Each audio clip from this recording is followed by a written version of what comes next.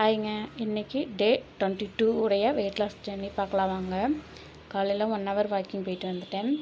அப்புறம் நெல்லிக்காய் ஜூஸ்னே ஒரு டம்ளர் குடிச்சிட்டேன். பிரேக்ஃபாஸ்ட்டுக்கு பார்த்திங்கன்னா ராகி ரொட்டியும் சாம்பாரும் தான் எடுத்துக்கிட்டேன். 2 ராகி ரொட்டி மட்டும் எடுத்துக்கிட்டேன். இன்றைக்கி சாப்பாடு என்னென்னு பார்த்திங்கன்னா ஒயிட் ரைஸ், முள்ளங்கி, கேரட், அவரைக்காயெல்லாம் போட்டு சாம்பார் வச்சுருந்தேன். அப்புறம் பார்த்திங்கன்னா ரசம், அப்புறம் பார்த்திங்கன்னா பொரியல் வந்துட்டு கோவக்காய் பொரியல் தான் ரெடி பண்ணி வச்சுருந்தேன்.